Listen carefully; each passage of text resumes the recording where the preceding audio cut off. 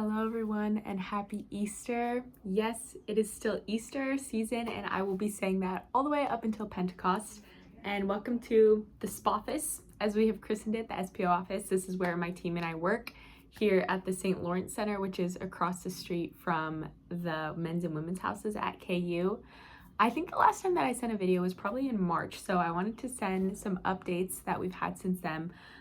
First of all, just to share about Easter here at KU, it was absolutely incredible. We welcomed 56 students into the church fully, which was incredible.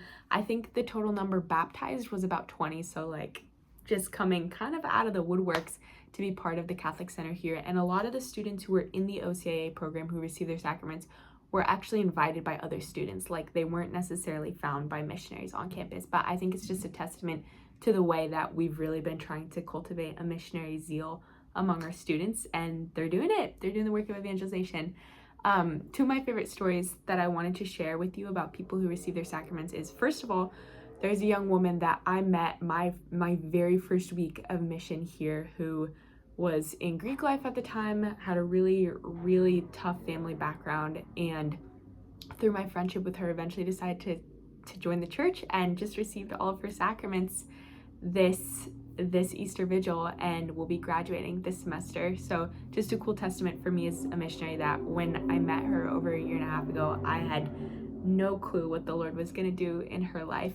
And second testimony, we have a young man here who, born not into a Christian family at all, encountered one of our male missionaries, my teammate Nolan, at the very beginning of the school year.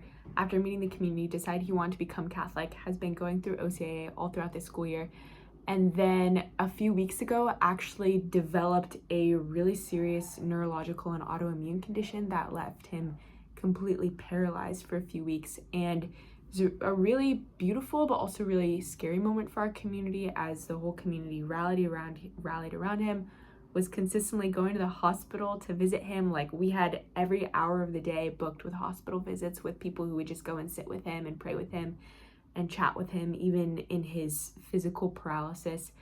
And just really being warriors of prayer for him as he was going through this season. And with the type of diagnosis that we got, we thought that he wouldn't be able to receive his sacraments because he wouldn't be out of the hospital in time for Easter Vigil. However, literally miracle of God and the community is that in our prayers for him, he had an unheard of, incredibly fast recovery, where he was supposed to be in the hospital even to this day and is now completely walking to this day. And it was one of the most beautiful things, just seeing him walk down the aisle to receive his baptism as a child of God, and then walk down the aisle to receive his first communion, to receive Jesus in the flesh, and then walk down the aisle to receive the gift of the Holy Spirit in confirmation. So I wish you guys could have been there. It was an incredible moment to see him in a hospital bed a few weeks prior, and then to see him walking down the aisle to receive Jesus,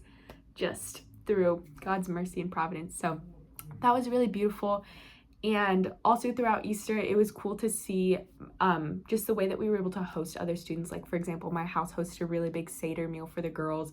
We had 40 students over to watch the Passion of the Christ, and we were all weeping together. And then we hosted a really big Easter brunch the next day.